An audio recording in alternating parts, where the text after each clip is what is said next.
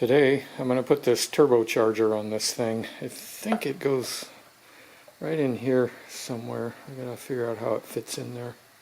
I've got these pipes on here.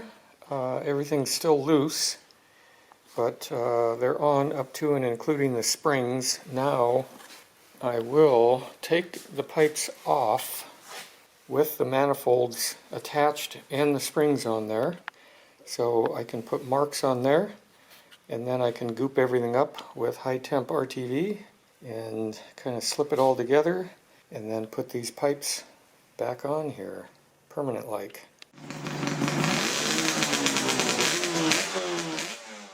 I put a couple of Sharpie marks on these manifolds so I can realign these things after I goop them.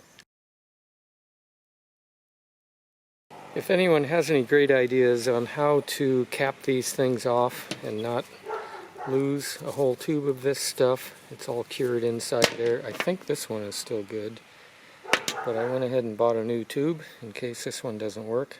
There's plenty of good RTV inside this thing. I tried drilling it out many times. Seemed like it should have worked, but it didn't, so I had to do a C-section on it.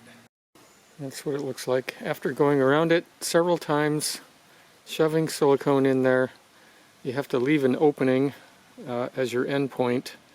If you don't, it'll keep bubbling back up.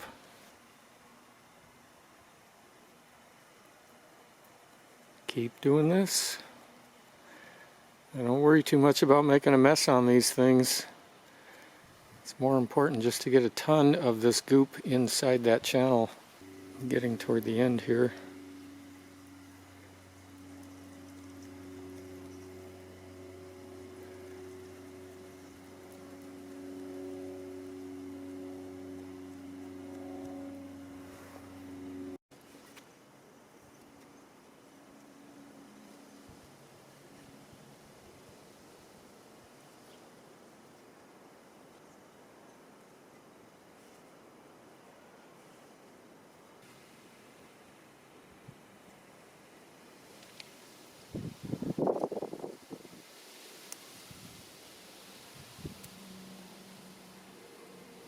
Lined my two marks up.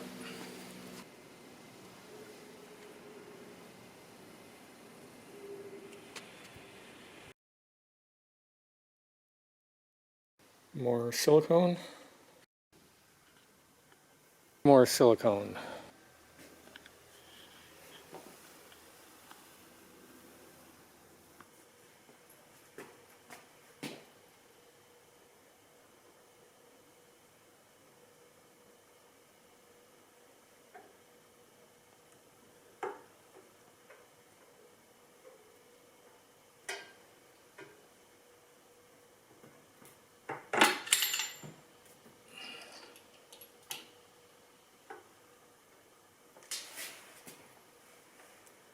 These things, I have to put a 3/8 nut, 3/8/16 nut as a spacer up here.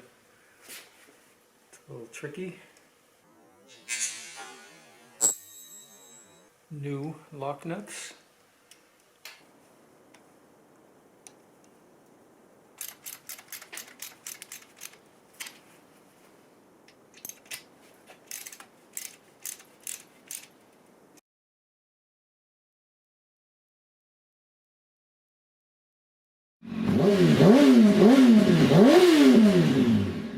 There we go. I feel like I accomplished something today.